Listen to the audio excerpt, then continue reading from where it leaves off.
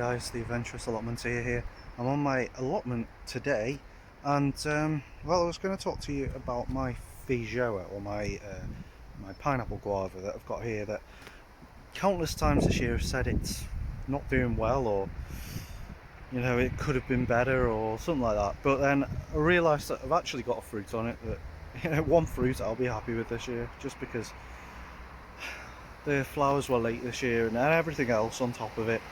So I thought to myself, I shouldn't be so hard on this, because it has been good, and I'm looking forward to this sort of like ripening. It's not the biggest fruit in the world, but I thought I'd show you it. It's just one fruit. I've got others growing on there, but it's way too late. They're only like that big, so like they're not going to make it unless, of course, we have a really mild winter, and then they might make it. But and they might develop next year, which would be actually really cool, but I don't think they'll tolerate the frost. But I have got one, and I'm going to show you it now, because hopefully they will it will sort of ripen as they do towards November, and I'll show you that now, because it's nearly ripened. There it is. Can you see it?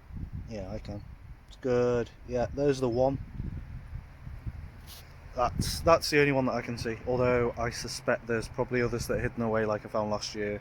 I had a few of them and I didn't realise that they were on the tree because they were all hidden. I mean, you've got little ones, I can see the smaller ones, but they're not going to be ripe in time. So basically I've got one, and I wanted to discuss a bit about this Feijoa, or Pineapple Guava, and that is that it's a tough plant. It's great for growing in the UK.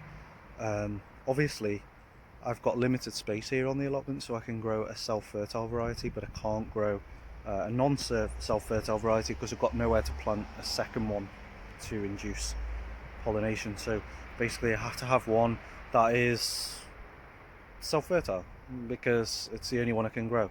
So basically this one's done me okay. I mean, it would be so much better if I had a second one, because obviously if we've got another one and cross-pollination and all that, you result in more fruit, but I haven't, so I'm happy with this, and they're really tolerant of so much you can throw at them and they'll deal with it.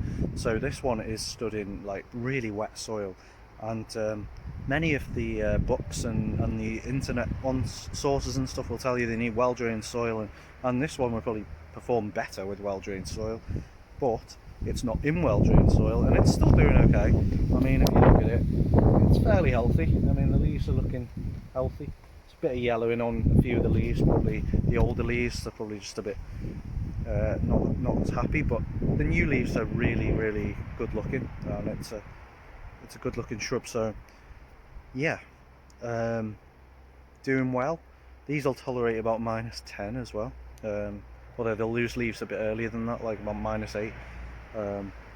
So yeah, they're a really good shrub for like a UK garden. Obviously whether you get fruits on them is dependent on the year. They're not reliably fruiting. They're never going to be reliably fruiting, because they come from an area that's subtropical, which is the highlands of Brazil, Uruguay and Argentina. So yeah, they're not going to be perfect, but yeah, so I'm waiting for this one to ripen up, and I'm looking forward to it. It ripens around November, like I said, and you can't rush these things. They take time, and they're ready in winter, and it's great. So yeah, the one thing I'm really looking forward to, as I said before, is whether in a mild winter they might overwinter the fruits and then develop next year into bigger fruit, if you know what I mean. I hope so. That would be so cool. I don't think that ever happens. I don't know. Probably the same as figs, in that they die off because they've gone dormant or something. But yeah, this is cool. I'm really looking forward to this, and I'm really looking forward to trying this fruit, because it's obviously nearly full size. Great stuff. Yeah, so I'm really happy with it, actually, even though I've said that it didn't perform that well. I shouldn't be too hard on it, and hopefully in a few years this one will grow even more and become bigger. Anyway, it's starting to rain, so I'll end the video here. If you like this, please let me know by pressing the like button. Please subscribe to my channel and leave a comment if you can, like, say if you've had fruit over winter, because that would be very interesting. So yeah, I'll see you on the next video. Thanks for watching.